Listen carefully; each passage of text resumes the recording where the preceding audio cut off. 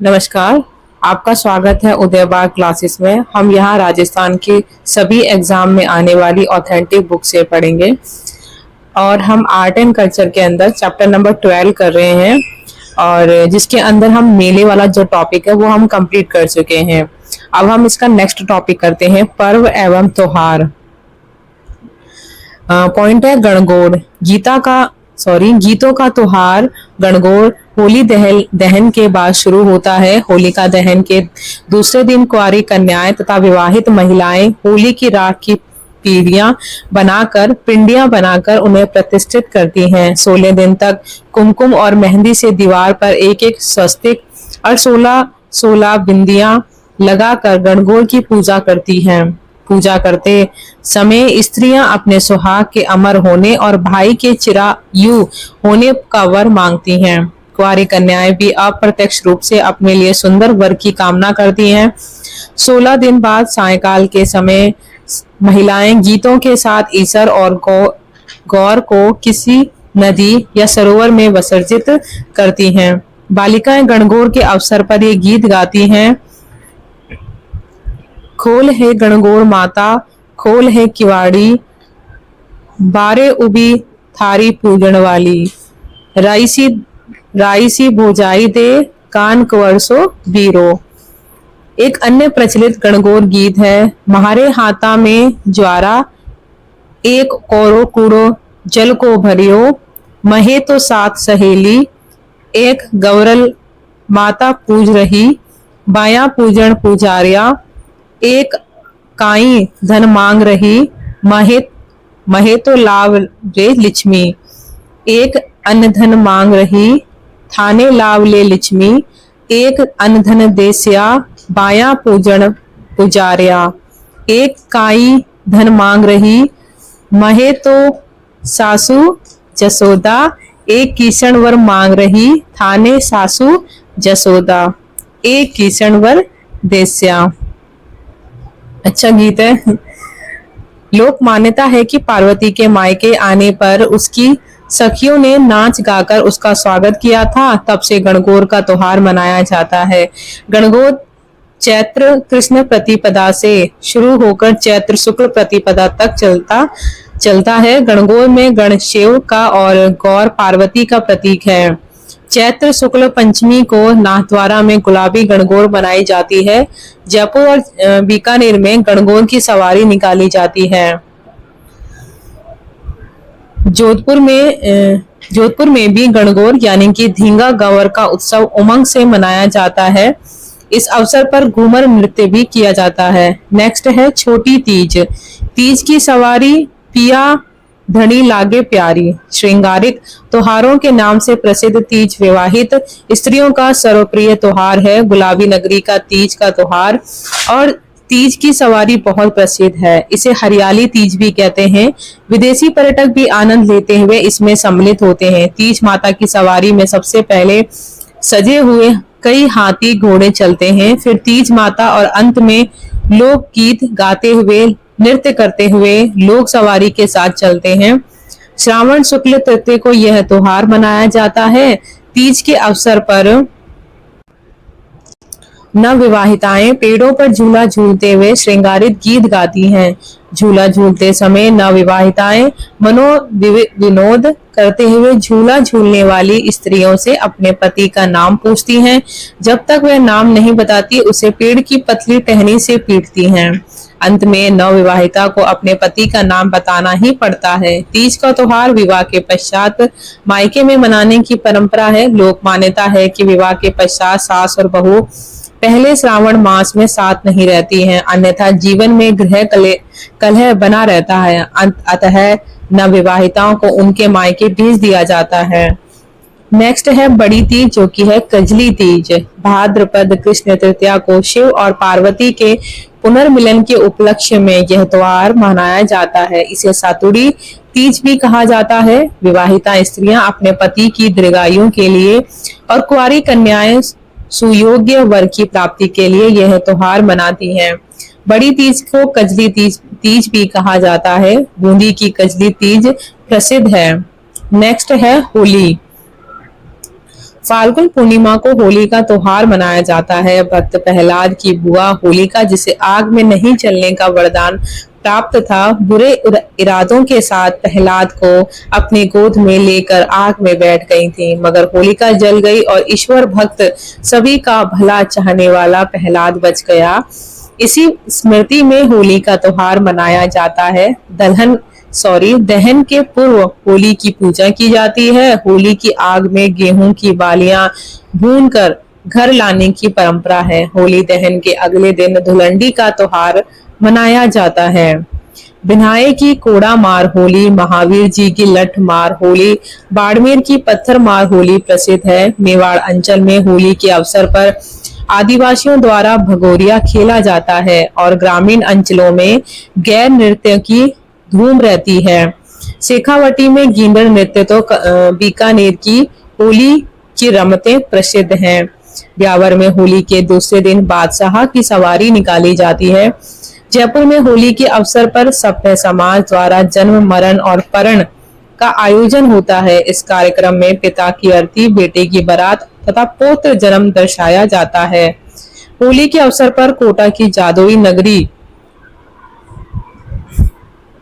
सांगोद का नहाड़ प्रसिद्ध है, जिसे 5 दिन तक आयोजित किया जाता है। यहाँ होली पर खेल तमाशे के जरिए मनोरंजन किया जाता है। मेवाड़ तथा मारवाड़ में होली के अवसर पर गैर नृत्य का आयोजन होता है।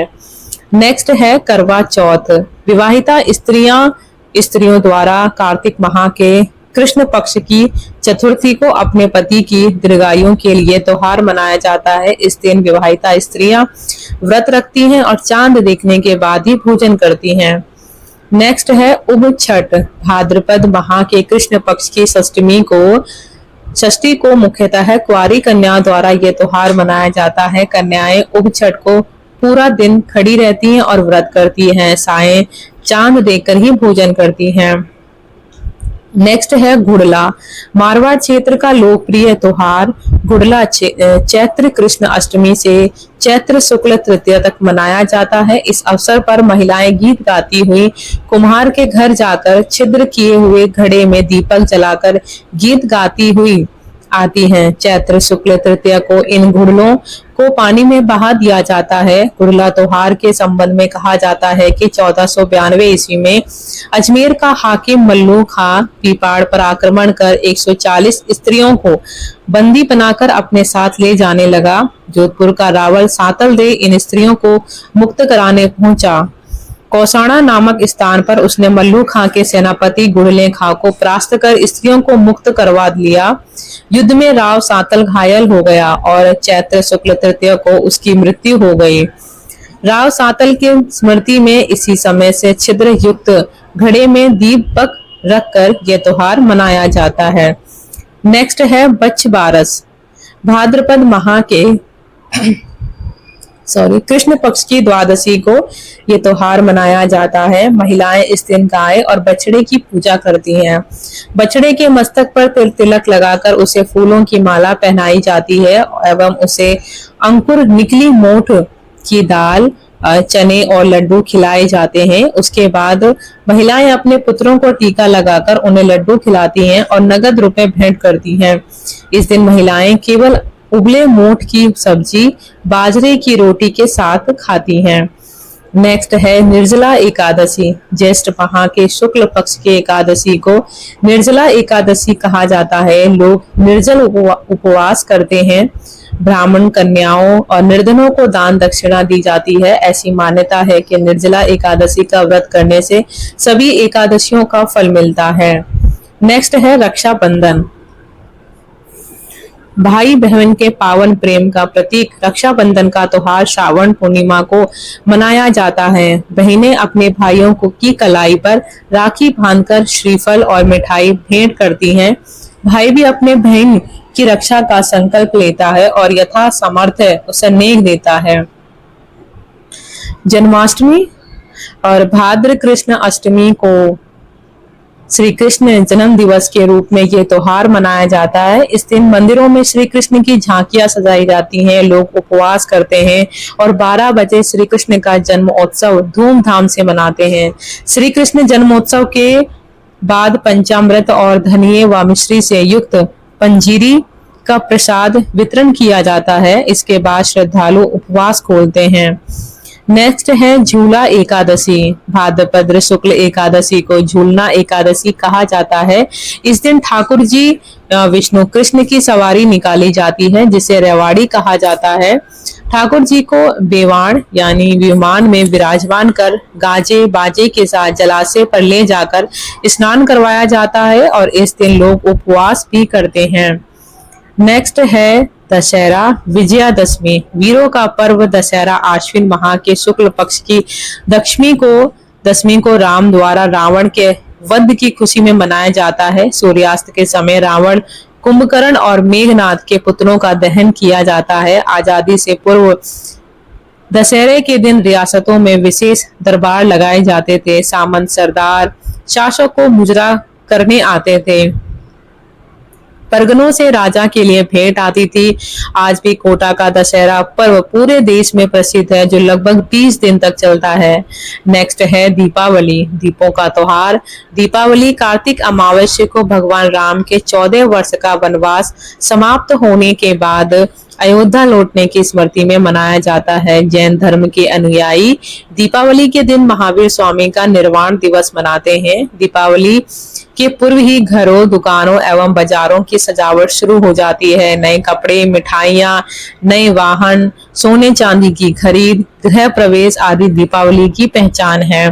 यह त्योहार 5 दिन तक विभिन्न रूपों में मनाया जाता है। कार्तिक कृष्ण त्रयोदशी को धनतेरस, चतुर्दशी को रूप चौदस और अमावस्या को दीपावली, कार्तिक शुक्ल प्रतिपदा को गोवर्धन पूजा, कार्तिक शुक्ल द्वितीय को भाई दूज का त्योहार मनाया जाता है। नेक्स्ट है फूल डोल महोत्सव। राम स्नेही संप्रदाय का फूल डोल महोत्सव शाहपुरा भीलवाड़ा में फाल्गुन शुक्ल एकादशी से चैत्र कृष्ण पंचमी तक आयोजित होता है। फूल डोल महोत्सव के अवसर पर राम स्नेही साधु एवं गृहस्थ शाहपुरा आते हैं। आमजन एवं श्रद्धालुओं द्वारा भी इस उत्सव में सम्मिलित होने से यह मेले का रूप ले लेता है। इस अवसर पर अपराधी राम स्नेही साधुओं के प्रकरणों पर भी महंत द्वारा निर्णय किया जाता है। साधु बनने वाले व्यक्तियों को दीक्षा भी दी जाती है।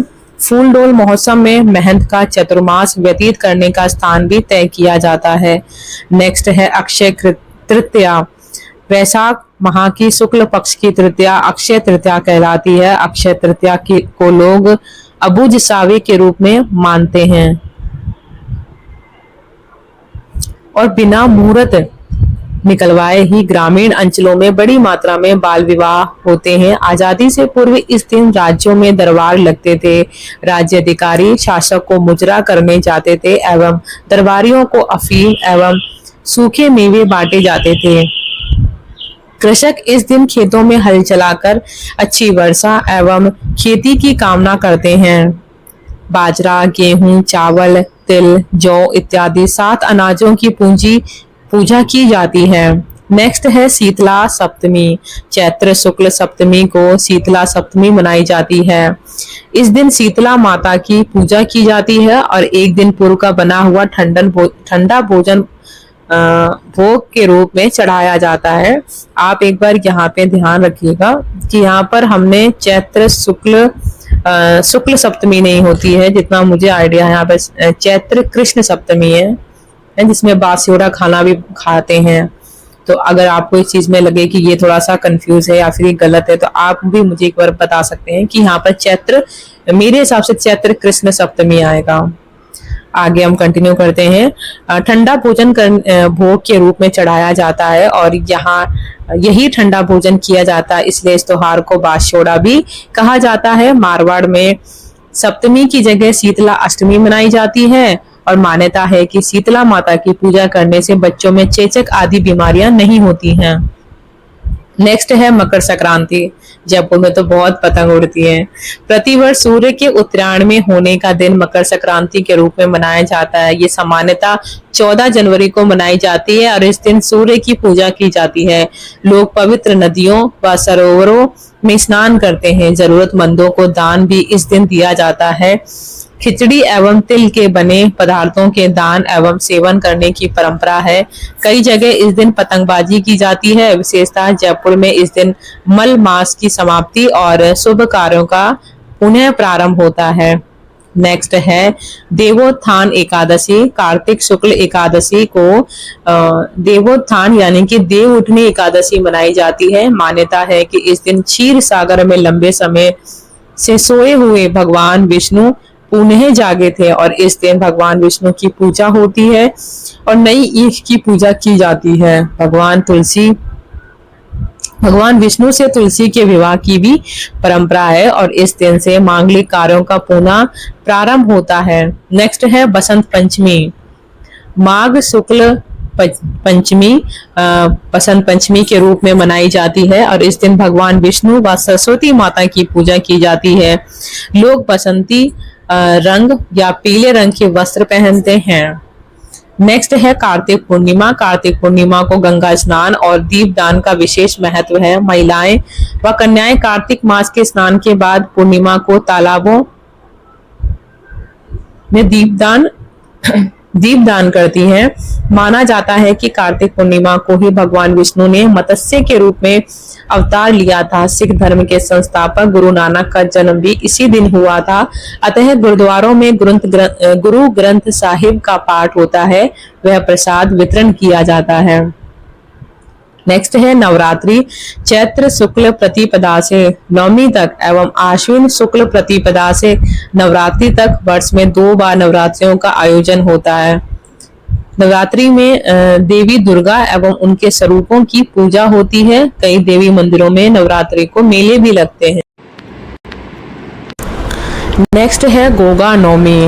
भाद्रपद कृष्ण नवमी को गोगा नवमी मनाई जाती है। इस दिन नागों की पूजा होती है। नेक्स्ट है श्राद्ध पक्ष। आश्विन कृष्ण प्रतिपदा से अमावस्या तक श्राद्ध पक्ष मनाया जाता है। हिंदू धर्म की मान्यताओं में पूर्वजों की मृत्यु के बाद जिस दिन उनकी मृत्यु हुई थी उसी तिथि के दिन श्राद्ध तर्पण एवं ब्राह्मणों को भोजन करवाया जाता है। इस पक्ष में कोए को भोजन विशेषतः खीर पूड़ी देने की परंपरा है। नेक्स्ट है भाई दूज। कार्तिक शुक्ल द्वितीय दीपावली व गोवर्धन के बाद को भाई दूज का पर्व मनाया जाता है। बहिनें भाई के तिलक करके उसकी दीर्घ आयु की कामना करती हैं। नेक्स्ट है महाशिवरात्रि। फाल्गुन कृष्ण त्रयोदशी को महाशिवरात्रि का पर्व मनाया जाता है। शिव पुराण के अनुसार शिव के निराकार स्वरूप का प्रतीक यानी कि लिंग इसी पावन तिथि की महानिशा में प्रकट होकर सर्वप्रथम ब्रह्मा और विष्णु द्वारा पूजित हुआ था। यह दिन माता पार्वती और शिव के विवाह के रूपों में भी पूजा जाता है। श्रद्धालु इस दिन व्रत करते हैं और शिव मंदिरों में पूजा अर्चना करते हैं। अब पॉइंट है जैन धर्म के त्योहार। इसमें है महावीर जयंती। चैत्र शुक्ल त्रयोदशी को 24वें तीर्थंकर महावीर स्वामी की जयंती मनाई जाती है। यह दिन महावीर स्वामी के जन्मदिन के रूप में मनाया जाता है। महावीर के जन्म एवं जीवन चरित्र से संबंधित प्रसंगों में झांकियां निकाली जाती हैं। इस दिन करौली जिले में महावीर जी का मेला लगता है। फिर है पर्युषण पर्व। जैन धर्म में पर्युषण महापर्व कहलाता है। दिगंबर मत वाले इस पर्व को भाद्रपद शुक्ल पंचमी से चतुर्दशी तक मनाते हैं, जबकि श्वेतांबर मत के अनुयायी इसे भाद्रपद कृष्ण द्वादशी से भाद्रपद शुक्ल पंचमी तक मनाते हैं। इस पर्व का अंतिम दिन संवत्सरी कहलाता है। नेक्स्ट है रोट तीज। भाद्रपद शुक्ल तृतीया को जैन मतानुयायी रोट तीज मनाते हैं। इस दिन खीर व मोटी मिस्सी रोटी बनाई जाती है। नेक्स्ट है सुगंध दशमी यानी कि धूप दशमी। भाद्रपद शुक्ल दशमी को जैन मंदिरों में सुगंधित द्रव्यों द्वारा सुगंध की जाती है और इसे सुगंध दशमी कहा जाता है। पर्व भाद्रपद शुक्ल पक्षमी से पंचमी से पूर्णिमा तक यानी कि दिगंबर मतानुयायी मनाया जाता है और यह आत्मशुद्धि से संबंधित होता है। नेक्स्ट है पड़वा ढोक क्षमावणी। यह दिगंबर जैन मतानुयायियों का क्षमा याचना पर्व है जो आश्विन कृष्ण प्रतिपदा को मनाया जाता है।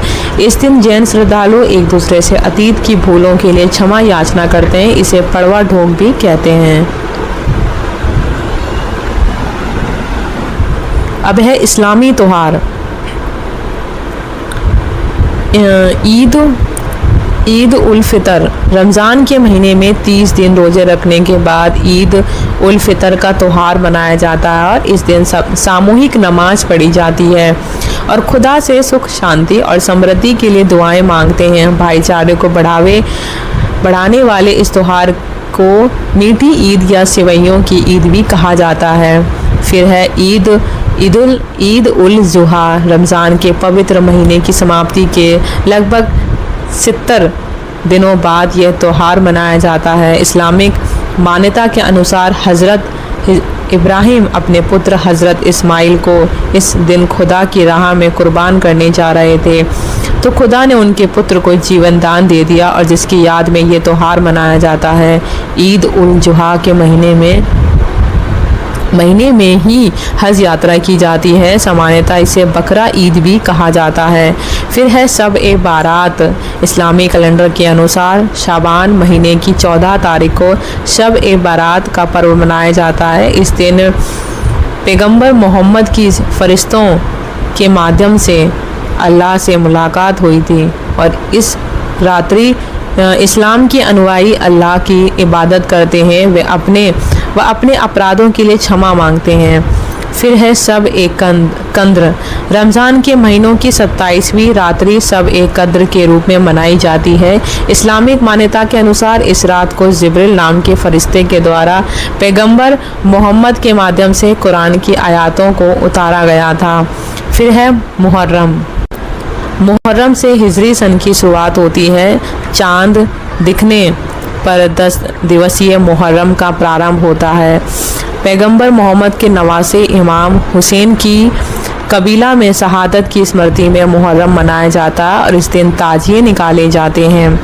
फिर है बाराव वफ़ात। पैगंबर मोहम्मद के जन्मदिन पर 12 वफ़ात या ईद उल मिलादुन्नबी का त्यौहार मनाया जाता है। फिर नेक्स्ट है अन्य धर्मों के त्यौहार। लोहड़ी।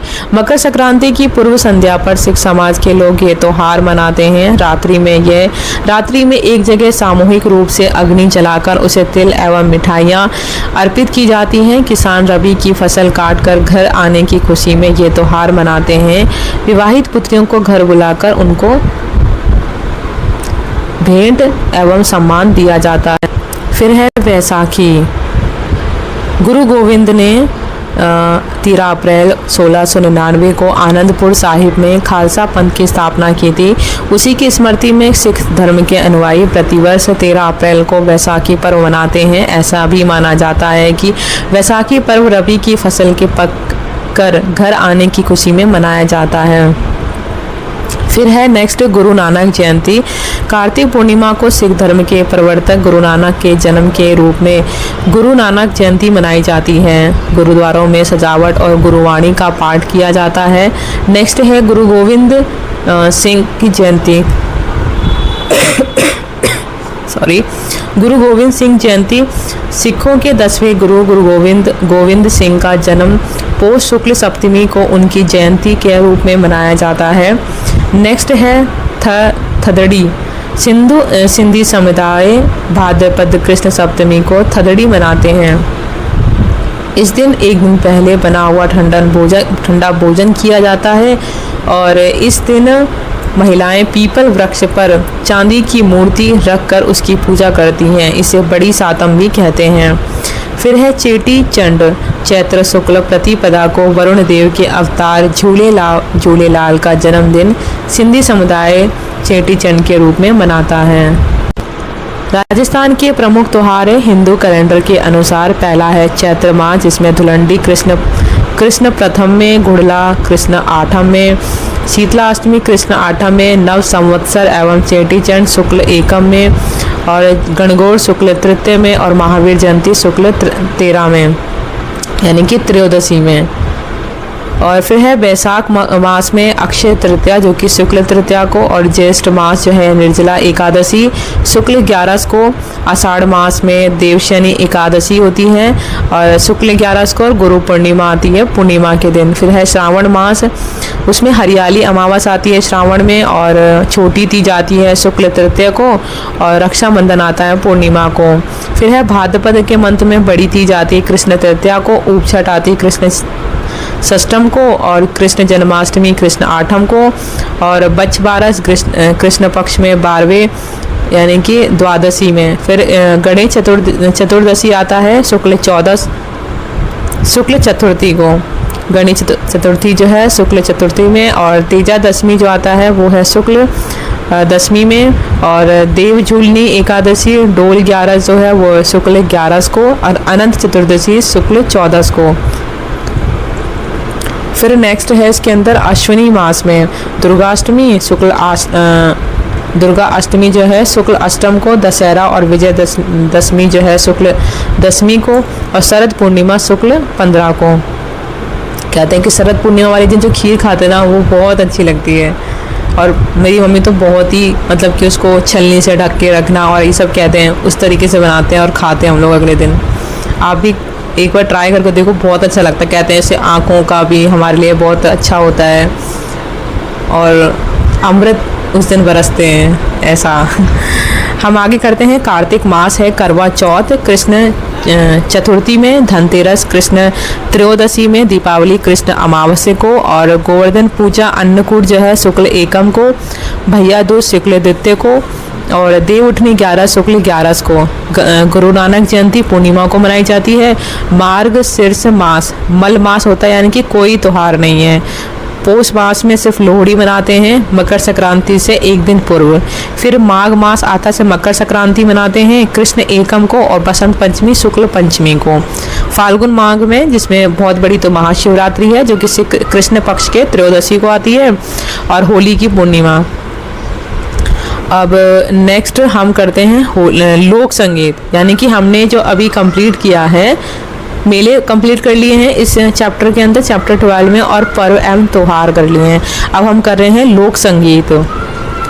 राजस्थान के लोक संगीतों को 2 भागों में विभक्त किया जाता है। प्रथम वे गीत जो जनसाधारण द्वारा विशेष अवसरों पर गाए जाते रहे हैं। द्वितीय वे गीत जो राजशाही के प्रभाव के कारण विकसित हुए और जिन्हें कई जातियों ने अपना पेशा बना लिया। ये जातियां शासक वर्ग के प्रशंसा के गीत गाती रहीं और कालांतर में वे लोक संगीत के अंग बन गए। तृतीय वे गीत जिनमें क्षेत्रीय प्रभाव परिलक्षित होता है। नेक्स्ट है जनसाधारण के गीत कौन कौन से होते हैं। जनसाधारण द्वारा गाए जाने वाले गीतों को भी विषय के आधार पर 5 भागों में बांटा जा सकता है। पहला है कि संस्कार संबंधी गीत होते हैं। लोकगीतों में सर्वाधिक संख्या विभिन्न संस्कारों, पर्वों व त्योहारों के अवसर पर गाए जाने वाले गीतों की हैं। 16 संस्कार में भी जन्म व विवाह संबंधी गीत गाए जाते हैं। विवाह संस्कार के आयोजन में सगाई, बदावा, चाक भात, रत जगा, हल्दी, घोड़ी, बना बनी, वर निकासी, तोरण, हथलेवा, कंवर कलेवा और जीमणवार, कांकड़ डोरा, जलवा आदि के गीत गाए जाते हैं। बना बनी के गीत का उदाहरण है बनड़ो उभायो ए बनी ये थारे कारणे, जोड़ी को उभायो ए बड़ गोतन थारे रूप ने। परिवार में बालक के जन्म के अवसर पर गाए जाने वाले गीत जच्चा कहे जाते हैं। जच्चा गीत का उदाहरण है होलर जाया ने हुई है 6 बधाई, थेम हारा वंश बढ़ायो रे अलबेली जच्चा। फिर नेक्स्ट सेकंड पॉइंट है कि त्योहार व पर्व संबंधी गीत हैं। गणगौर, तीज, होली, दीपावली आदि पर अनेक प्रकार के गीत गाए जाते हैं। गणगौर के गीत का उदाहरण है आप एक बार पढ़ना इसको। और फिर आगे हम पढ़ रहे हैं श्रावण माह की प्रकृति का सौंदर्य चित्रण करते हुए तीज के गीत गाए जाते हैं। तीज के गीत का उदाहरण है, आप इनको पढ़ें और इंटरेस्ट लें क्लास में। तीसरा पॉइंट है कि ऋतु संबंधी गीत हैं। राजस्थान में ऋतु गीतों का भी प्रचलन है, जैसे कि हिंदा, झूला, सावण, वर्षा आदि ऋतु गीत हैं। सावण गीत का उदाहरण है फिर हम पढ़ते हैं धार्मिक गीत। धार्मिक आस्था के कारण सगुण व निर्गुण लोक भजन व कीर्तन पर्याप्त संख्या में मिलते हैं। धार्मिक गीतों में लोक देवताओं के गीतों का आधिक्य है, जिनके त्याग, बलिदान व चमत्कारों से लोक मानस अभिभूत रहता है। विनायक, महादेव, विष्णु व उनके अवतार, बालाजी, भैरू जी, झुंझार जी, बाबू जी, तेजा जी, गोगा जी, रामदेव जी, सती माता, दियाणी माता, शीतला माता, भूमिया जी आदि के अनेक गीत मिलते हैं।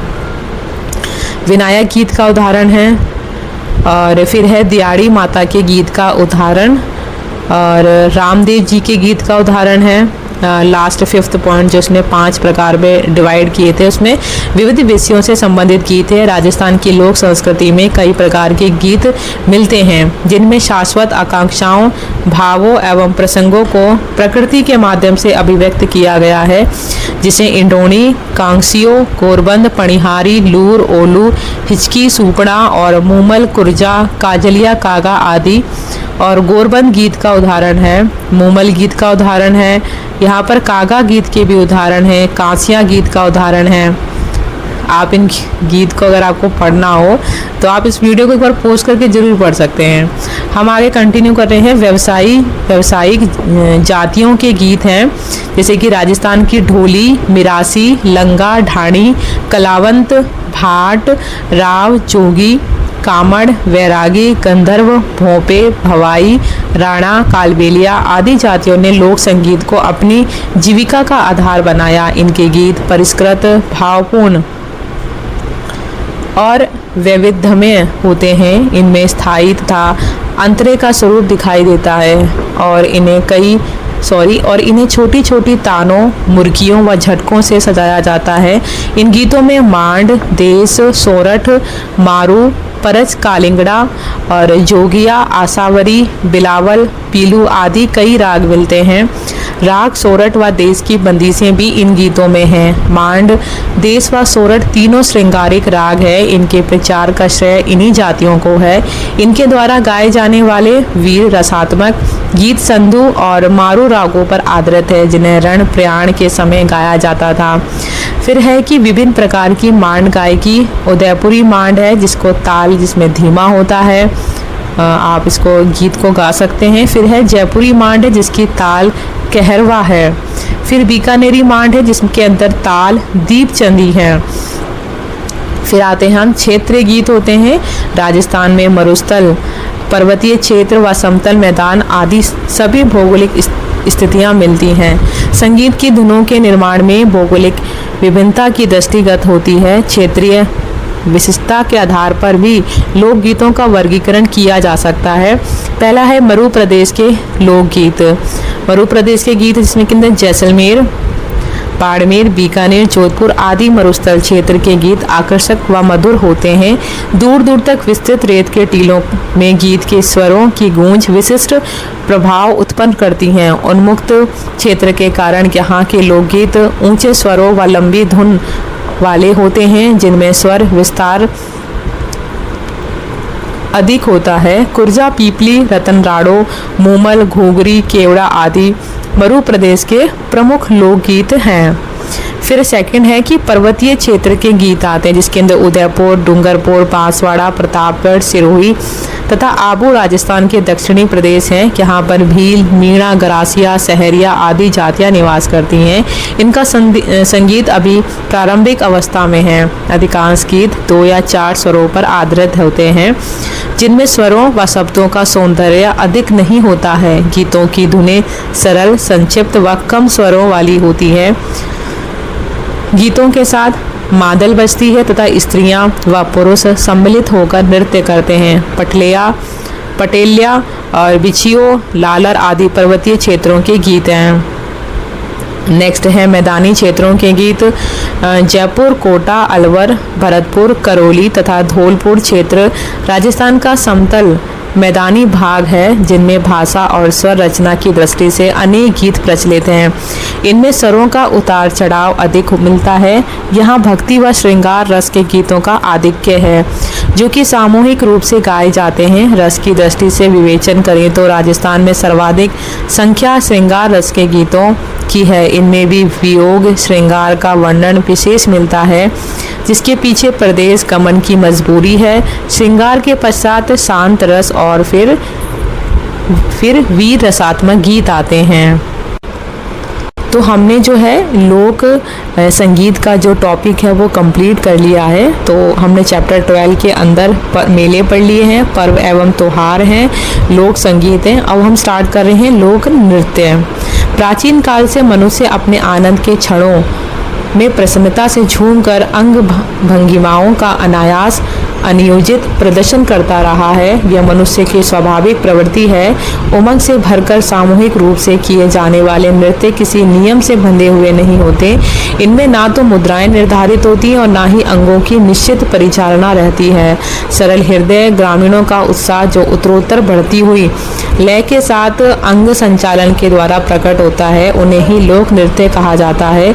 लोक नृत्यों पर देश की भौगोलिक स्थिति, सामाजिक बंधन आदि का प्रभाव पड़ता है।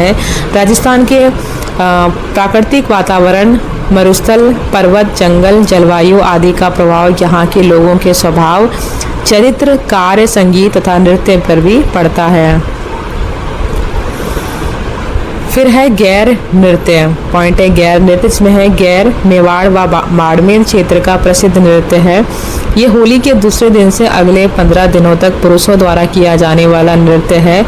गोल घेरे में नृत्य किए जाने से इसका नाम घेर और बाद में गैर कहा जाने लगा होगा। नृत्य करने वालों को गैरिया कहते हैं और गैर नृत्य में ढोल, बांकिया, थाली, वाद्य यंत्रों का प्रयोग होता है। वादक वृत्त के बीच पे रहते हैं। पुरुष भक्ति व श्रृंगार रस के गीत गाते हुए नृत्य करते हैं। वादक वृत्त के बीच में रहते हैं। पुरुष भक्ति व श्रृंगार रस के गीत गाते हुए नृत्य करते हैं। फिर नेक्स्ट है मेवाड़ के गेरिए सफ़ेद अंगरखी, सफ़ेद धोती और सिर पर लाल या केसरी रंग की पगड़ी पहनते हैं। बाड़मेर के अधिकांश गेरिए सफ़ेद आंगी, लंबा चोगा पहनते हैं। फिर नेक्स्ट है गीदड़ नृत्य। होली के दिनों में शेखावटी क्षेत्र, सुजानगढ़, चोरू, रामगढ़, लक्ष्मणगढ़, सीकर आदि क्षेत्रों में गीदड़ नृत्य का आयोजन होता है, जिसमें गांव के सभी वर्गों के लोग भाग लेते हैं। होली के त्यौहार पर प्रहलाद की स्थापना के बाद जिसे स्थानीय भाषा में डांडा रोपना कहा जाता है, यह नृत्य प्रारंभ हो जाता है। नगाड़ा इस नृत्य का मुख्य वाद्य होता है। ढोल, डफ, चंग आदि वाद्य यंत्रों का प्रयोग भी इस नृत्य के द्वारा किया जाता है। यह पुरुष नृत्य है, जिसमें कुछ व्यक्ति महिलाओं के वस्त्र धारण करके भाग लेते हैं, जिन्हें गणगौर कहा जाता है। गीदड़ नृत्य में ताल, सुर और नृत्य तीनों का समन्वय होता है। गीदड़ नृत्य में साधु, शिकारी, सेठ, सेठानी, भूत, डाकन, दूल्हा, दुल्हन, सरदार, पठान, पादरी, बाजीगर, जोकर, शिव पार्वती, राम कृष्ण, काली आदि विभिन्न प्रकार के स्वांग किए जाते हैं। फिर है चंग नृत्य। शेखावटी में होली के दिनों में पुरुषों द्वारा चंग बजाते हुए वृत्ताकार नृत्य किया जाता है। नृत्य करते हुए चंग बजाते हुए पुरुष गीत की पंक्ति गाते हैं और गीत की पंक्ति गाने के पश्चात फिर वृत्ताकार होकर नृत्य करते हैं। गीत ये है। आगे हम बढ़ रहे हैं कि नृत्य की वेशभूषा में धोती या चूड़ीदार पायजामा एवं कुर्ता अथवा कमीज पहना जाता है। सिर पर रुमाल, कमर में कमरबंद और पैरों में घुंघरू बांधे जाते हैं। फिर है ढोल नृत्य। ढोल नृत्य जालोर क्षेत्र का प्रसिद्ध नृत्य है। विवाह के अवसर पर मुख्यतः ढोली और भील जाति के पुरुषों द्वारा यह नृत्य किया जाता है। इसमें एक साथ 4 या 5 ढोल बजाए जाते हैं। ढोल का मुखिया इसको थाकना शैली में बजाना शुरू करता है। थाकना बंद होने पर नृत्यकार अंग संचालन करते हुए नृत्य शुरू करता है। फिर है घूमर नृत्य।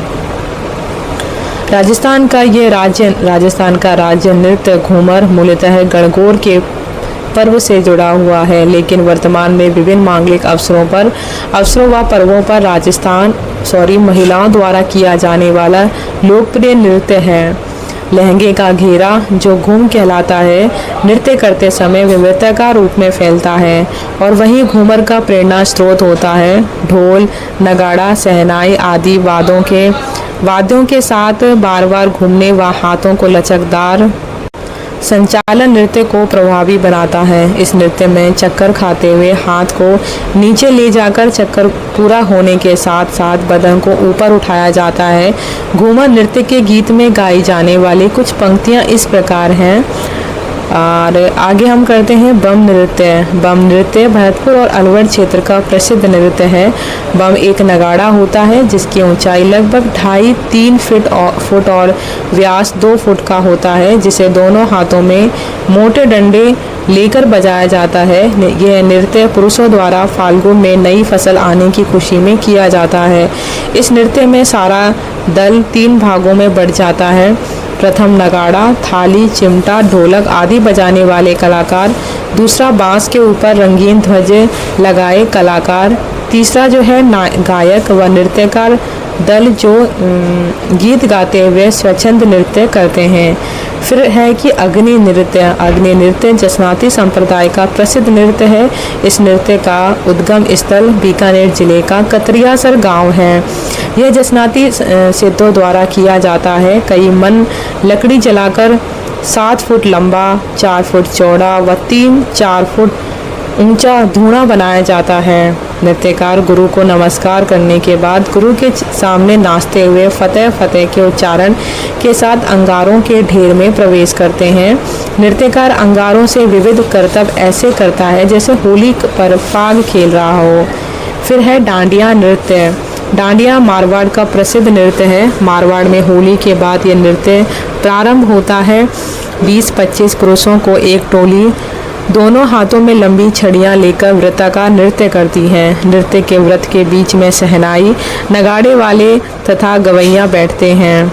लोक ख्याल गायन के साथ नर्तक डांडिया के एक लय में टकराते हुए वृत्त के आगे बढ़ते जाते हैं। गीतों में धमाल गीत, होली गीत या बडली के भेनु जी का गुणगान रहता है। फिर है गरबा गीत। गरबा गुजरात में नवरात्रि के अवसर पर किया जाने वाला पारंपरिक नृत्य है। गुजरात से सटे हुए डूंगरपुर और बांसवाड़ा क्षेत्र में इसका व्यापक प्रचलन है। वर्तमान में तो राजस्थान के कई शहरों और कस्बों में नवरात्रि के अवसर पर गरबा नृत्य का आयोजन बड़ी धूमधाम से किया जाता है। रास, डांडिया, गवरी आदि में भी गरबा का स्वरूप अभिव्यक्त होता है। ऐसी मान्यता है कि गरबा का प्रारंभ देवी की आराधना से प्रारंभ हुआ। मिट्टी के घड़ों में छिद्र कर उसमें ज्योति प्रज्वलित कर स्त्रियां सिर पर रखकर गर्भगृह के चारों ओर प्रदक्षिणा करके देवी की आराधना करती थीं। कालांतर में यह विधि गोलाकार नृत्य में परिणत हो गई। गरबा के 3 स्वरूप देखने में आते हैं। पहले में शक्ति की आराधना है, दूसरे में राधा कृष्ण और गोपियों का रास नृत्य है, तीसरे के अंतर्गत लोक जीवन का सौंदर्य पक्ष है, जिसमें पनिहारी नववधू की भावुकता और गृह कार्य में लगी हुई स्त्रियों का चित्रण होता है। दीपक कलश नृत्य ताली चुटकी से नृत्य होता है और घरों में अखंड ज्योति देवी की आराधना में लगाई जाती है। नवरात्रि की समाप्ति पर इसका विसर्जन होता है। गरबा के दौरान देवी की स्तुति में लयबद्ध गीत गाए जाते हैं। गुजरात और राजस्थान की संस्कृति का सुंदर समन्वय गरबा नृत्य में दिखाई देता है। गरबा को 6 दिसंबर 2023 को बोत्सवाना में यूनेस्को की अमूर्त सांस्कृतिक विरासत सूची में शामिल करने की घोषणा की गई है। फिर है घुड़ला नृत्य। घुड़ला जोधपुर क्षेत्र का विशुद्ध स्त्री नृत्य है जो केवल महिलाओं द्वारा ही किया जाता है। नृत्य में स्त्रियां एक छिद्रित मटके जिसमें दीपक जलता रहता है को सिर पर रखकर नृत्य करती हैं। इस मटके को घुड़ला कहा जाता है। फिर नेक्स्ट है भवाई नृत्य। भवाई उदयपुर का क्षेत्र का प्रसिद्ध नृत्य है जिसे स्त्री और पुरुष दोनों प्रस्तुत करते हैं। अनूठी नृत्य अदायगी, शारीरिक क्रियाओं का अद्भुत संचालन और लय की विविधता इस नृत्य की विशेषता है। इसमें तेज लय के साथ सिर पर 7 से 8 मटकी रखकर नृत्य करना, जमीन पर पड़े रुमाल को मुंह से उठाना, गिलासों पर नाचना, तलवार और कांच पर नाचना आदि क्रियाएं की जाती हैं और इसमें ढोलक वाद्य का प्रयोग किया जाता है। यह संकरिया, सूरदास, बोरी, ढोकरी, बीकाजी और ढोला मारू नाच के रूप में प्रसिद्ध है। फिर है वालर नृत्य। सिरोही क्षेत्र के ग्रासियों का प्रसिद्ध नृत्य है। यह स्त्री पुरुषों द्वारा धीमी गति से किया जाता है, जिसमें किसी वाद्य का प्रयोग नहीं किया जाता है।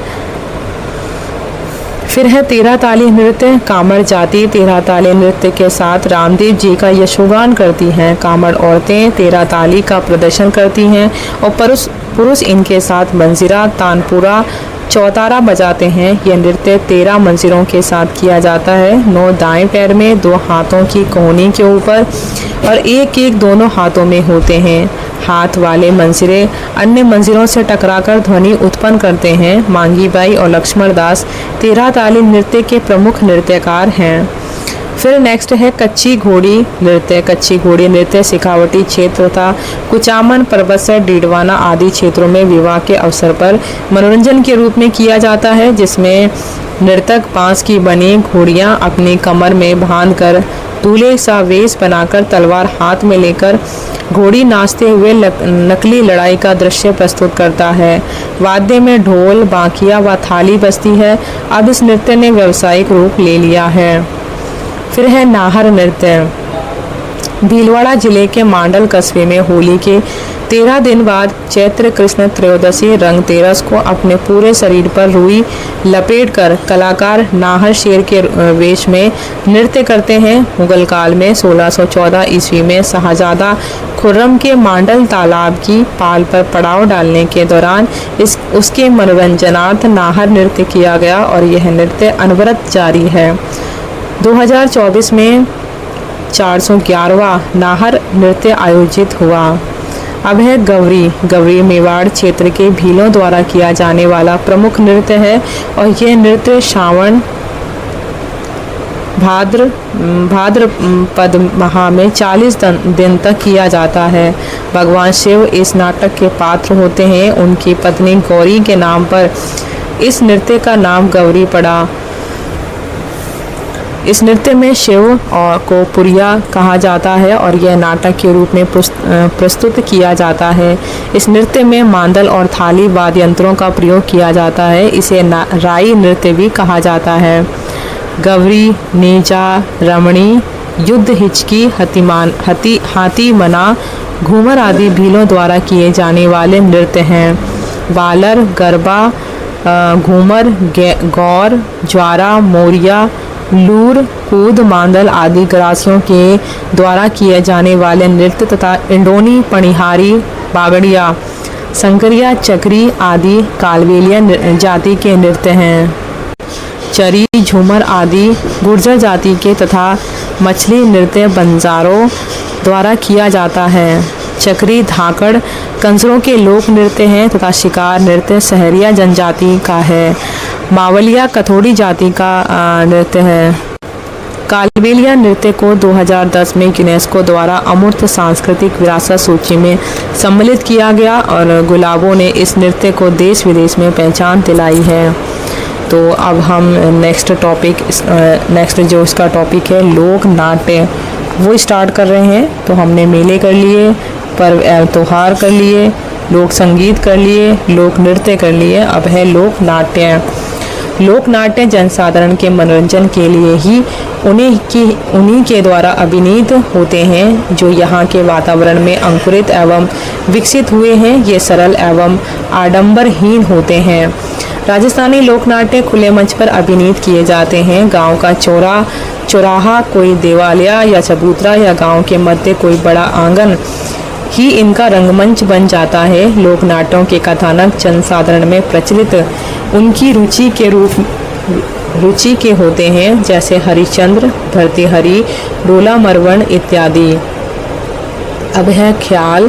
ख्याल लोक नाट्य की वह विधा है जिसमें किसी ऐतिहासिक, धार्मिक या पौराणिक आख्यान को पद्यबद्ध रचनाओं के रूप में अलग अलग पात्रों द्वारा गाकर प्रस्तुत किया जाता है। 18वीं शताब्दी के प्रारंभ में ख्याल नाट्य शैली के प्रचलन के प्रमाण मिलते हैं।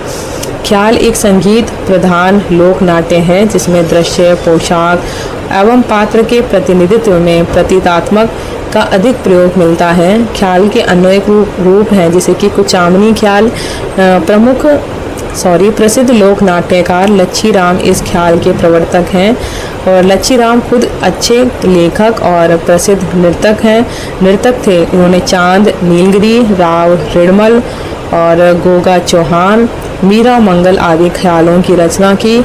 इस ख्याल के लोकगीतों की प्रधानता है तथा खुले मंच पर इसे संपन्न किया जाता है। इसका रूप ओपेरा जैसा है।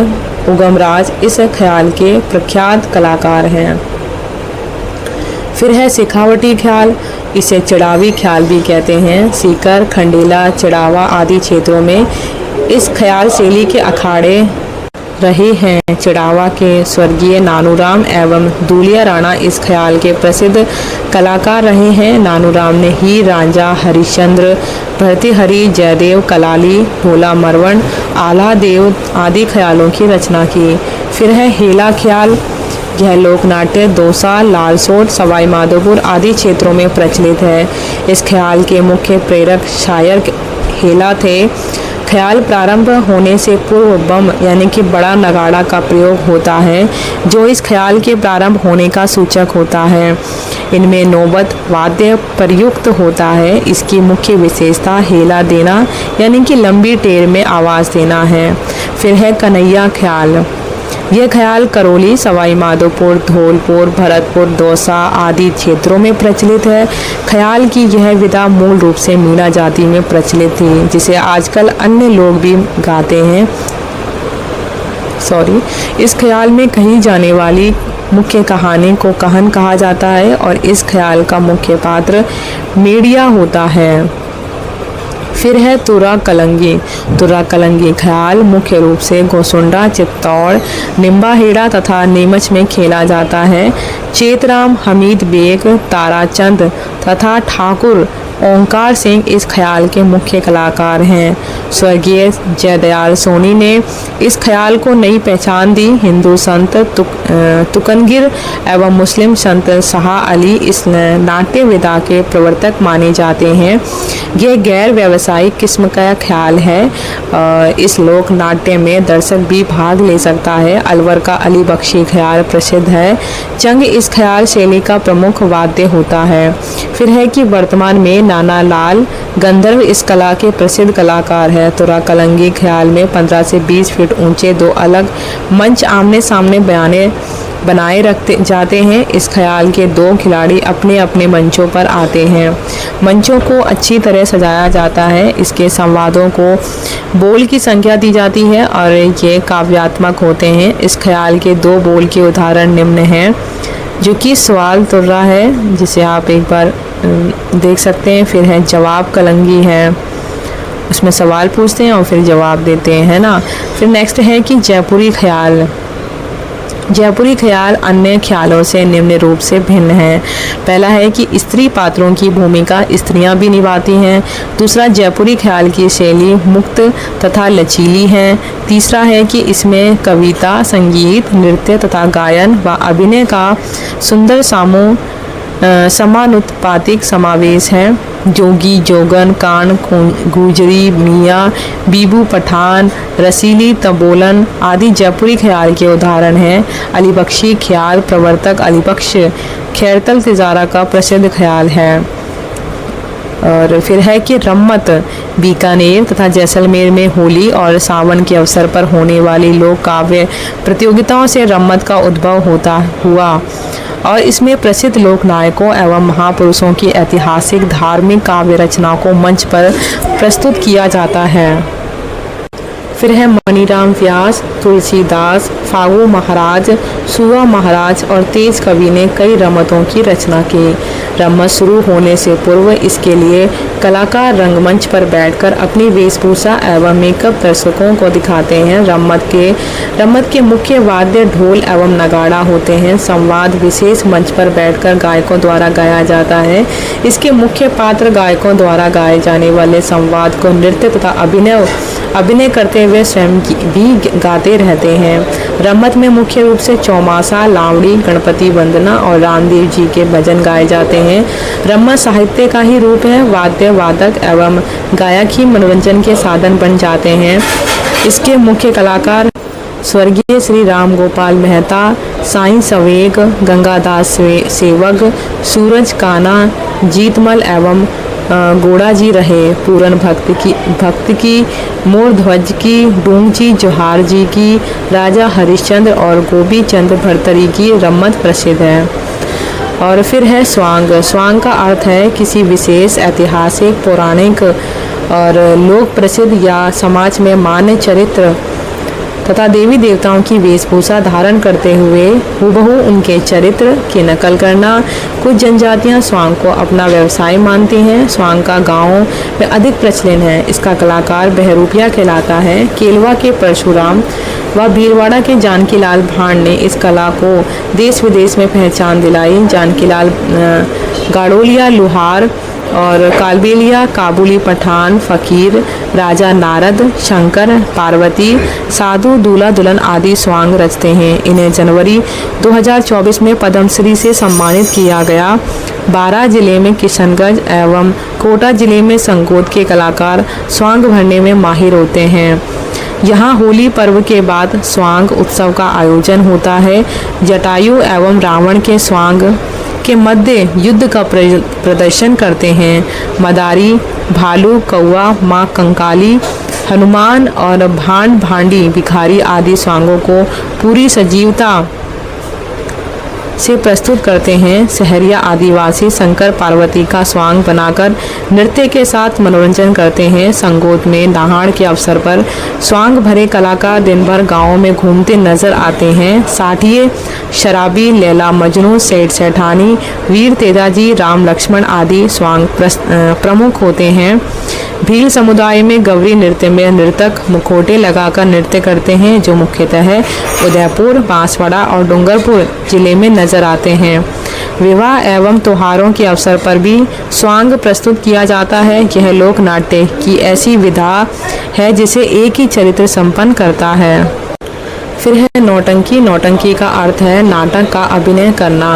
नौटंकी पूर्वी राजस्थानी में करौली, धौलपुर, भरतपुर, अलवर, गंगापुर, सवाई माधोपुर आदि क्षेत्रों में लोकप्रिय है। नौटंकी भरतपुर में हाथरस शैली में प्रस्तुत की जाती है तथा इसमें नगाड़े के साथ सारंगी, सहनाई, ढपली आदि वाद्य यंत्रों का प्रयोग किया जाता है। इसे स्त्री एवं पुरुष दोनों ही प्रस्तुत कर सकते हैं।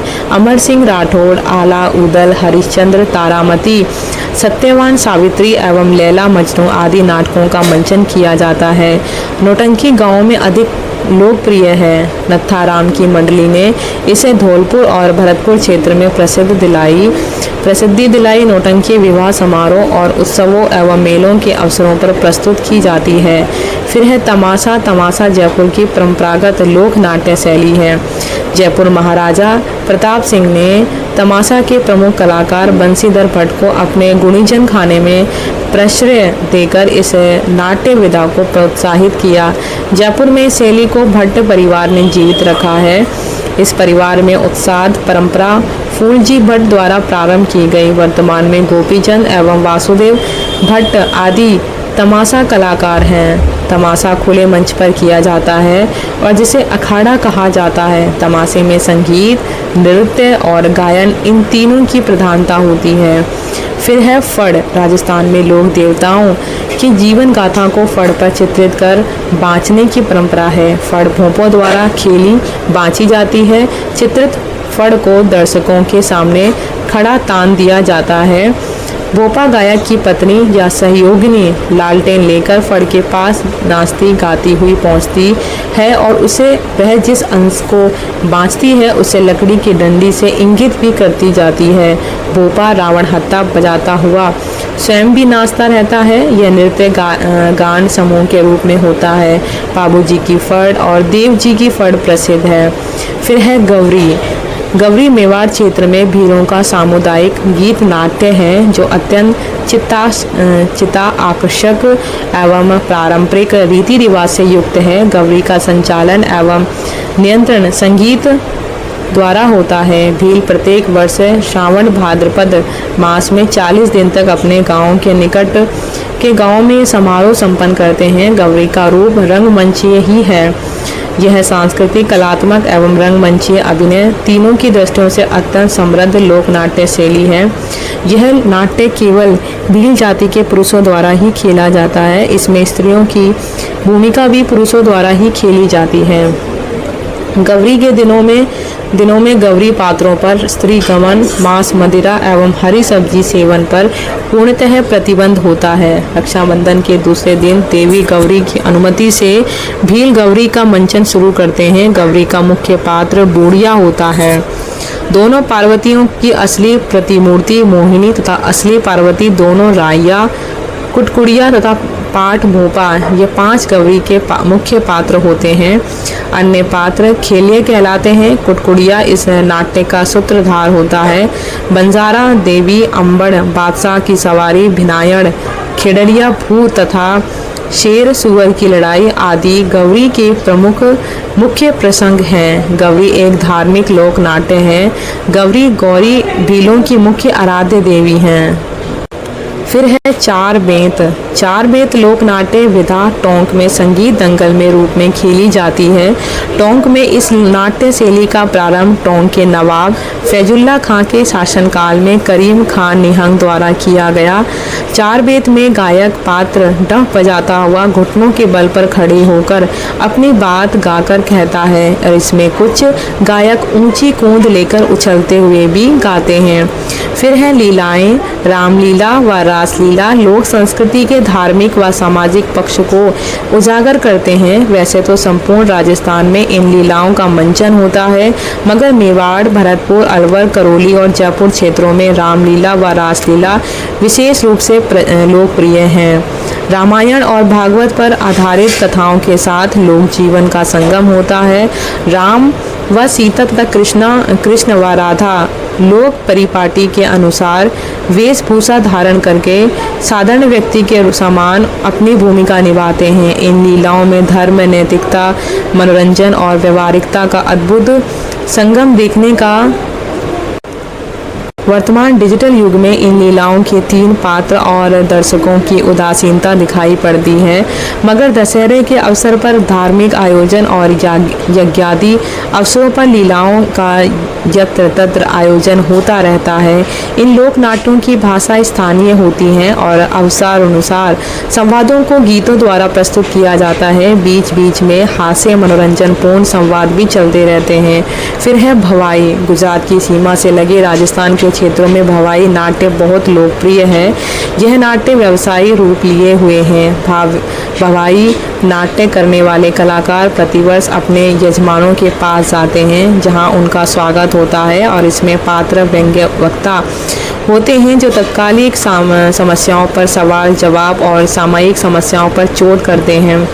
इनकी कोई रंगमंच नहीं होता है, परंतु कुशाग्र संवादों से दर्शकों को चकित कर देते हैं। भवाई नाट्य के मूल लेख बदलते रहते हैं। गायकी के गायन और नाट्य कलाकारों की हंसी मजाक और संवाद से यह रोचक हो जाता है।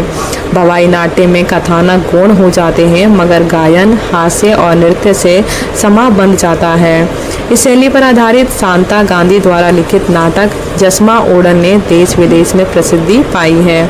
फिर है कठपुतली कला। राजस्थान में कठपुतली का इतिहास काफ़ी पुराना है तथा लोक कलाओं और कथाओं से जुड़ा हुआ है।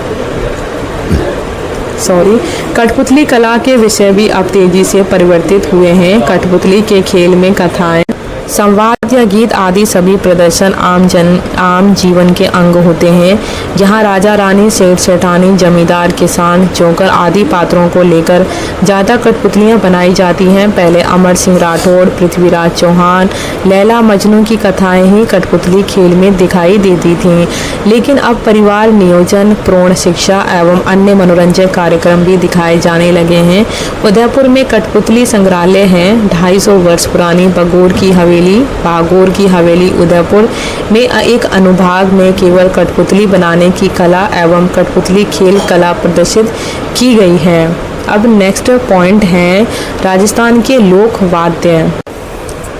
राजस्थान का लोक संगीत किसी न किसी वाद्य से जुड़ा हुआ है। पाबूजी की कथा के साथ रावण हत्या, बगड़ावत के साथ गलालेग और अनेक बड़ी गैं कथाओं में तंदूरा व मंजीरा का प्रयोग होता है। कई देवियों व जातियों के साथ भी विशेष वाद्य जुड़े हुए हैं, जैसे केला देवी के मेले में नगाड़ा बजाया जाता है। सामान्यतः पुंगी वाद्य यंत्र का प्रयोग सपेरों द्वारा किया जाता है, और मगर भरतपुर, अलवर, झुंझुनू, सीकर और नागौर क्षेत्र के जोगी जाति के लोग भी पुंगी बजाते हैं। भीलवाड़ा के आसपास के भील मशक बजाते हैं। मिरासियों में भपंग लोकप्रिय है। मांगलिक अवसरों पर भी इन वाद्यों का प्रयोग किया जाता है। ढोल, शहनाई, ढोलक, पुंगी आदि का प्रयोग विवाह, मुंडन आदि अवसरों पर किया जाता है। फिर है इस प्रकार राजस्थान में परिवेश, स्थिति एवं भावों के अनुरूप लोक वाद्यों का विकास हुआ है।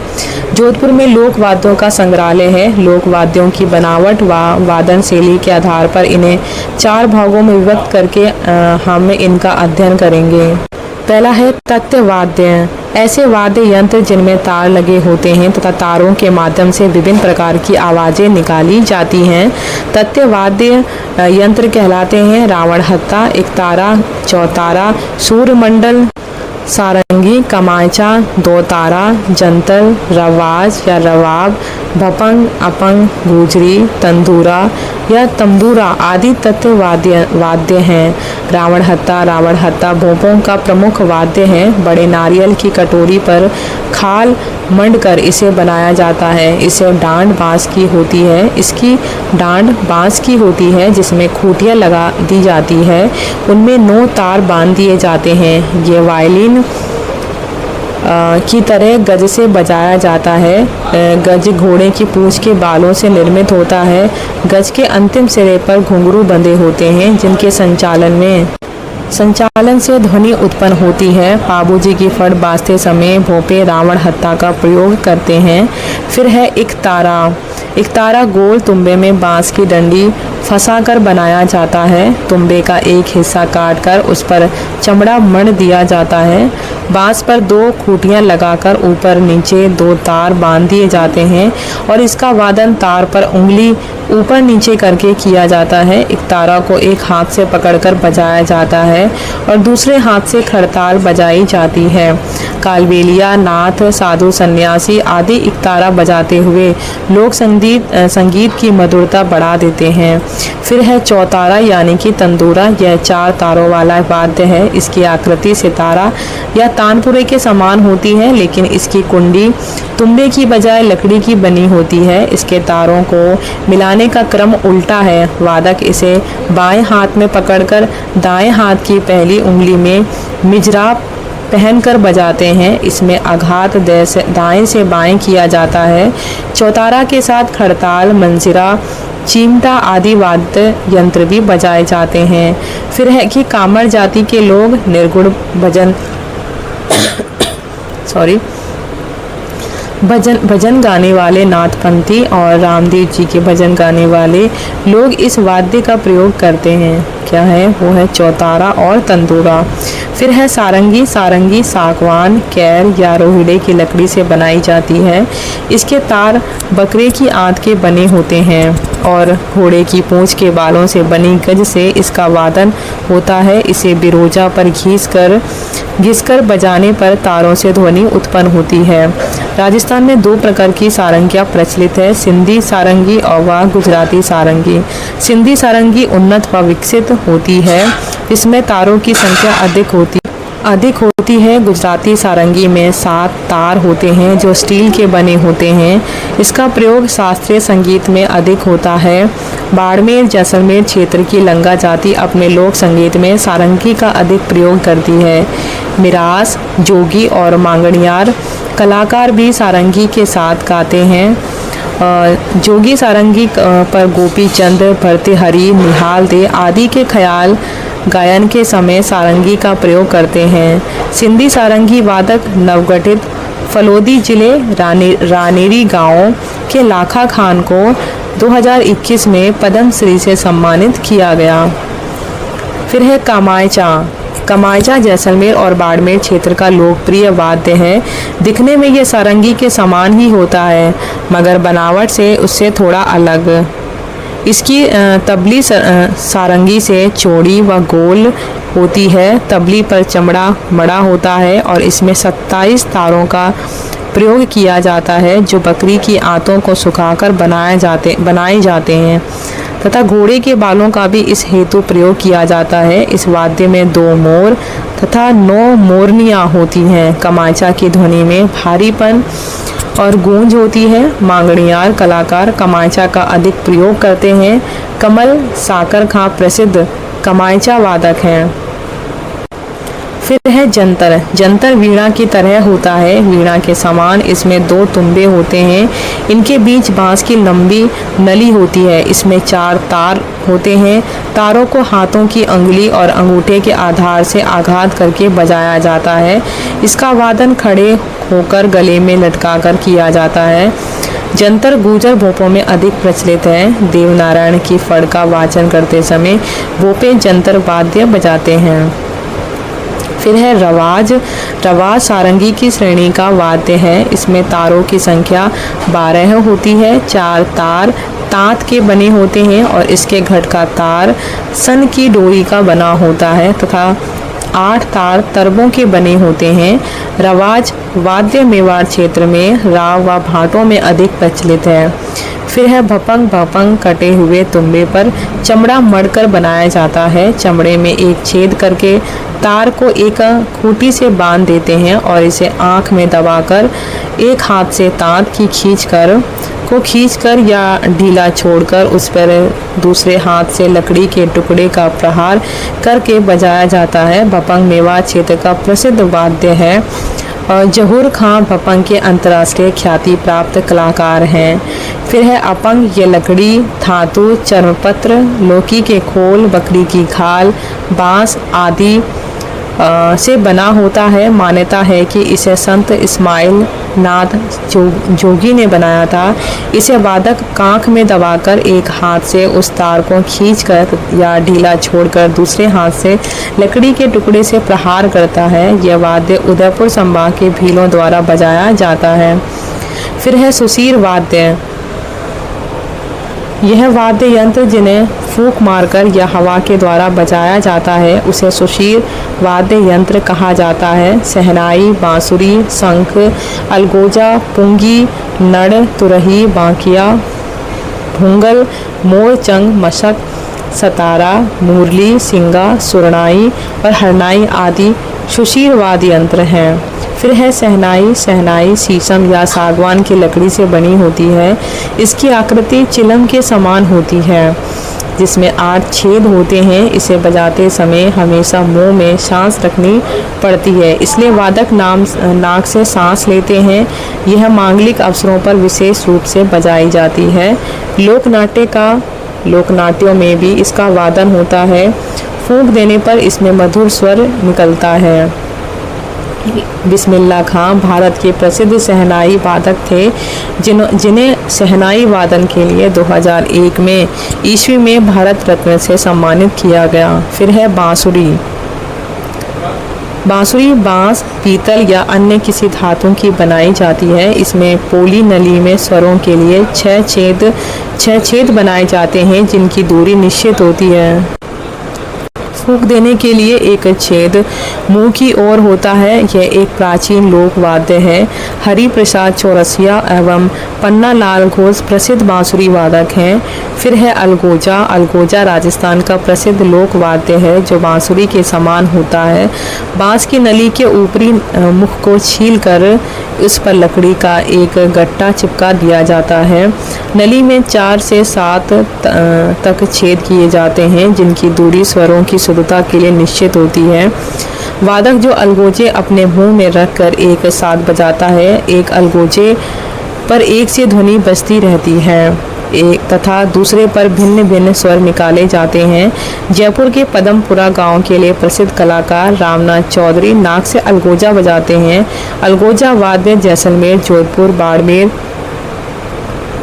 बीकानेर, जयपुर, सवाई माधोपुर एवं टोंक आदि में अधिक लोकप्रिय हैं। इसका प्रयोग भील एवं कालबेलिया जातियां अधिक करती हैं।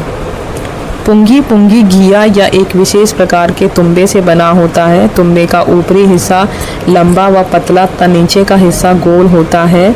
तुम्बी के नीचे हिस्से में निचले हिस्से में छेद करके बांस की 2 नलियां लगा दी जाती हैं। इन नलियों में स्वरों के छेद होते हैं। अलगोजे के समान ही पुंगी में भी एक नली में स्वर कायम किया जाता है और दूसरी नली में स्वर निकाले जाते हैं। ये कालबेलिया जाति का प्रमुख वाद्य है। फिर है नड़। नड़ लगभग 2.5 फीट लंबा वाद्य यंत्र होता है जो कैर की लकड़ी से बना होता है। बांसुरी नुमा नड़ में 4 से 6 छेद होते हैं और पश्चिमी राजस्थान के चरवाहों एवं भोपों में नड़ वाद्य लोकप्रिय है। जैसलमेर का कर्णा भील ख्याति प्राप्त नड़ वाद्य का कलाकार है। फिर है तुरही। तुरही चिलम की आकार का तांबे या पीतल से बना वाद्य यंत्र होता है। प्राचीन व मध्य काल में इसे युद्ध का वाद्य यंत्र माना जाता है। फिर है शंख। शंख एक समुद्री जीव का कवच यानी कि खोल होता है। इसकी आवाज़ बड़ी गंभीर और दूर तक जाती है। महाकाव्य काल में युद्ध की शुरुआत शंख बजाकर की जाती थी और कृष्ण का 5 जन्य शंख प्रसिद्ध है।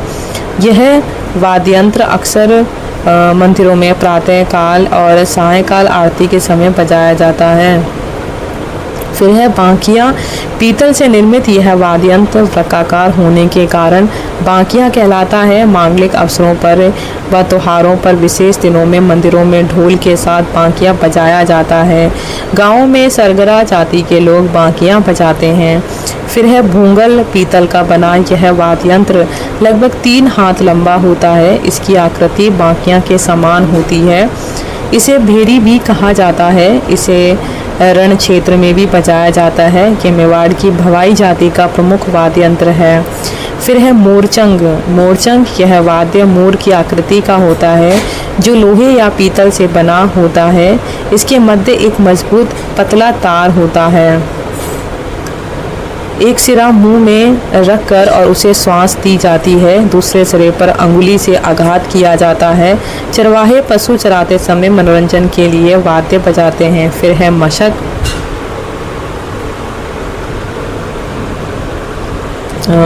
मशक चमड़े की सिलाई करके बनाया जाता है। इसमें वादक एक और मुंह से हवा भरता है व नीचे की ओर लगी हुई नली से स्वर निकालता है। इसकी ध्वनि पुंगी की तरह होती है। 30-40 वर्ष पूर्व विवाह आदि अवसरों पर मशक का खूब प्रयोग होता था। अब यह पुलिस व सुरक्षा बलों के बैंड का प्रमुख वाद्य यंत्र है। फिर है सतारा। सतारा अलगोजा, बांसुरी व शहनाई का मिश्रित वाद्य है। इसमें अलगोजे के समान 2 लंबी बांसुरियां होती हैं जिनमें से एक आधार स्वर देती है तथा दूसरी बांसुरी के 6 छेदों को दोनों हाथों की अंगुलियों से बजाया जाता है। सतारा वाद्य में किसी भी इच्छित छेद को बंद करके आवश्यकता अनुसार सप्तक में परिवर्तन किया जा सकता है। जैसलमेर व बाड़मेर जिले के गडरिया व मेघपाल जाति के लोग सतारा वाद्य यंत्र का प्रयोग करते हैं। फिर है सिंगी। सिंगी यह वाद्य यंत्र सिंह के आकार का पतला पीतल की चद्दर का बना होता है। साधु सन्यासी ईश्वर स्मरण के पश्चात इस वाद्य का प्रयोग करते हैं। इसे युद्ध के समय बजाए जाने के कारण रणसिंगा भी कहा जाता है। फिर है सुरनाई। सुरनाई शहनाई से मिलता जुलता वाद्य यंत्र है जो एक सिरे से पतला व आगे कीप नुमा होता है। लंगा तथा ढोली जाति मांगलिक अवसरों पर सुरनाई वाद्य बजाती है। पेपे खां प्रसिद्ध सुरनाई वादक हैं। तीसरा पॉइंट है अवनद वाद्य।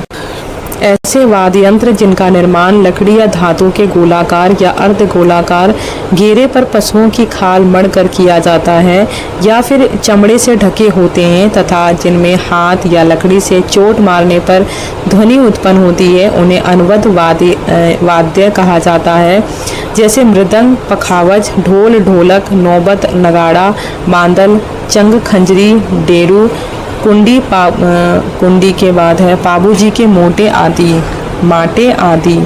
फिर है पखावज। पखावज को गीजा, सुपारी या वट की लकड़ियों को खोखला करके उस पर बकरे की खाल मढ़कर बनाया जाता है। इसका मुंह एक तरह से चौड़ा और दूसरी ओर से संकरा होता है। इसके दोनों ओर बीच में स्याही लगाई जाती है और हाथ से आघात करके बजाया जाता है। गाँव में कीर्तन के समय मृदंग का अधिकांशतः प्रयोग होता है। राजस्थान में रावल जाति के लोग नृत्य के साथ इसको बजाते हैं।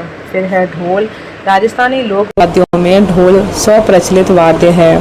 ढोल लोहे या लकड़ी के गोल घेरे पर दोनों तरफ चमड़ा मढ़कर बनाया जाता है। इस पर लगी डोरियों को कड़ियों के सहारे खींचकर इसे कसा जाता है। वादक इसे गले में लटका कर लकड़ी के डंडे से बजाता है। इसे मांगलिक अवसर व तीज त्योहारों पर अधिक बजाया जाता है। भीलों के गैर नृत्य, शेखावटी के कच्ची घोड़ी नृत्य और जालोर के ढोल नृत्य में ढोल वाद्य का प्रयोग होता है। फिर है ढोलक। ढोलक लकड़ी को खोखला करके इसके दोनों ओर चमड़ा मढ़कर बनाई जाती है। यह ढोल का ही छोटा रूप है। इसके दोनों पूरे लगभग समान व्यास के होते हैं। इस पर लगी डोरियों को कड़ियों से खींचकर कसा जाता है। ये दोनों हाथों से बजाई जाती है। नट लोग एक और डंडे से दूसरी ओर हाथ से इसे बजाते हैं। ढोलक पर सब प्रकार की तालें बजाई जाती हैं। नगारची, सांसी, कंजर, ढाणी, मिरासी, कव्वाल, भवाई और बैरागी साधु संत भजन कीर्तन के समय से बजाते हैं। फिर है नौबत। नौबत सर्वधातु की लगभग 4 फुट गहरी अर्ध अंडाकार कुंडी को भैंसे की खाल से मढ़कर एवं चमड़ी की डोरियों से कसकर बनाई जाती है। इसे लकड़ी के डंडों से मंदिरों में बजाया जाता है। आज़ादी से पूर्व राजा महाराजाओं के महलों के मुख्य द्वार पर भी नौबत बजाई जाती थी। फिर है नगाड़ा। नगाड़ा या नक्कारा लोक नाट्यों में शहनाई के साथ बजाया जाता है। इसको भी अर्ध अंडाकार धातुओं की कुंडी पर भैंसे की खाल मढ़कर बनाया जाता है। बड़ा नगाड़ा नौबत के समान ही होता है, जिसे बम कहते हैं, और इसे बजाने में लकड़ी के 2 डंडों का प्रयोग होता है। मंदिरों में व पहले युद्ध के दौरान भी नगाड़ा बजाया जाता था। मुगल सम्राट अकबर एक कुशल नगाड़ा वादक था। कुचामणि ख्याल के दौरान पुष्कर के रामा किशन सोलंकी ने नगाड़ा बजाकर काफ़ी प्रसिद्धि पाई है। फिर है मांदल। मांदल की बनावट मृदंग के समान ही होती है। ये मिट्टी का बना होता है जिस पर हिरण या बकरे की खाल मणी होती है। मांदल का एक मुंह छोटा और दूसरा मुंह बड़ा होता है। इसे बड़ी मणी हुई खाल पर जौ का आटा चिपका कर बजाया जाता है और साथ में थाली भी बजाई जाती है। मांदल भीलों और गरासियों का प्रमुख वाद्य है। मोलीला गांव में विशेषतः बनता है। फिर है चंग और डफ। चंग वाद्य लकड़ी के गोल घेरे से बना होता है, जिसके एक तरफ बकरे की खाल मणी होती है। यह दोनों हाथों से बजता है। शेखावटी क्षेत्र में होली के अवसर पर चंग वाद्य बजाया जाता है। कालबेलिया जाति के व्यक्ति चंग बजाकर लोकगीत गाते हैं। फिर है खंजरी। खंजरी में है आम की लकड़ी की बनी होती है, जिसके एक तरफ चमड़ा मड़ा होता है।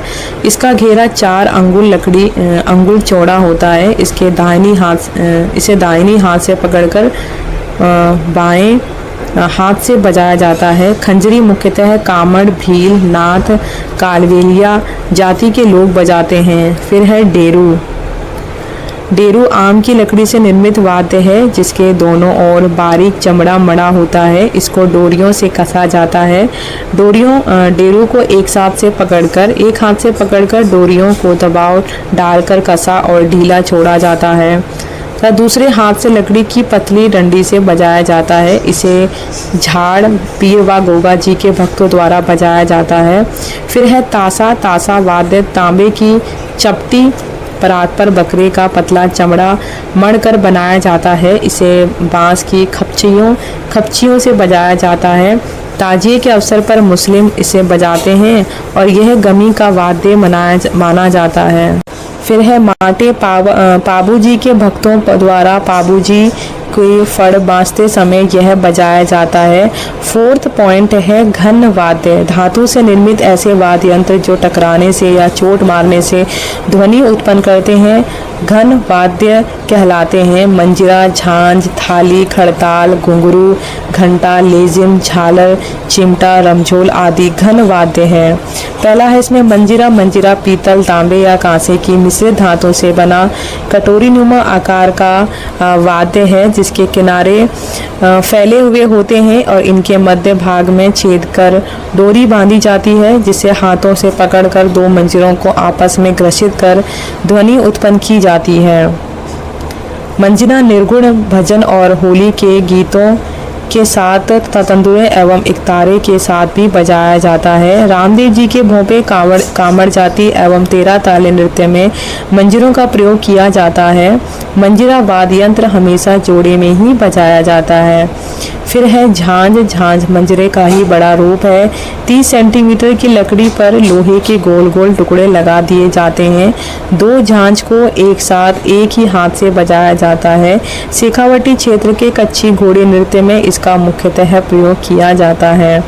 फिर है खड़ताल। खड़ताल कैर व बबूल की लकड़ी के दो टुकड़ों के बीच पीतल की छोटी छोटी गोल तस्तरियां लगाकर बनाया जाता है, जो कि लकड़ी के टुकड़ों को परस्पर टकराने के साथ झंकृत होती है। खड़ताल को इकतारे के साथ बजाया जाता है। यह बाड़मेर जैसलमेर की मांगड़िया जाति का प्रमुख वाद्य यंत्र है। स्वर्गीय सद्दीक खां मांगड़िया खड़ताल के राष्ट्रीय ख्याति प्राप्त कलाकार थे। फिर है थाली। कांसे की बनी हुई थाली के एक किनारे में छेद कर उसमें डोरी बांधकर अंगूठे से लटकाकर लकड़ी के डंडे से बजाया जाता है। इसे मांदल, डफ, ढोल और चंग के साथ बजाने से विशिष्ट ध्वनि उत्पन्न होती है। लोक देवताओं की आरती के समय थाली बजाई जाती है। चरी नृत्य के दौरान थाली का प्रयोग किया जाता है। पुत्र जन्म की सूचना भी ग्रामीण क्षेत्रों में थाली बजाकर दी जाती है। लोक नृत्य और लोक नाट्यों के अवसर पर संपूर्ण राजस्थान में थाली वाद्य का प्रयोग किया जाता है। फिर है घंटा।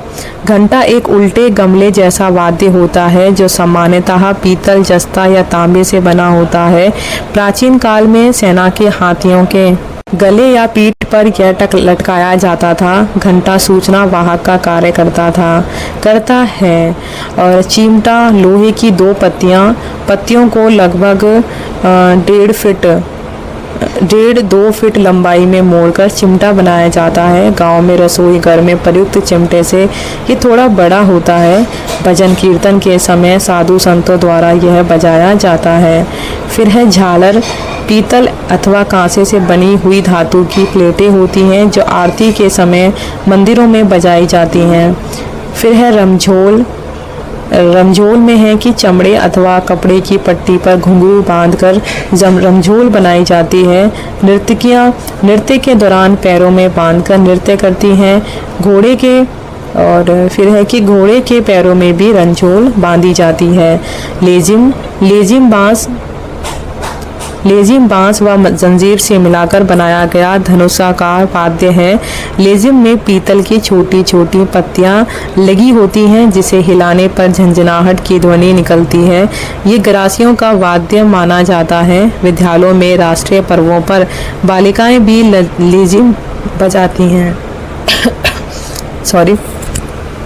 तो ये हमारी क्लास आज काफ़ी ज़्यादा लंबी हो गई है, पर हमने आज जो ये टॉपिक है चैप्टर नंबर जो 12 है वो पूरा कंप्लीट कर लिया है। इसमें मेले, पर्व एवं त्योहार, लोक संगीत, लोक नृत्य, लोक नाट्य और लोक वाद्य भी। तो हमारा ये टॉपिक कंप्लीट होता है। धन्यवाद आपका उदयबाग क्लासेस की ओर से।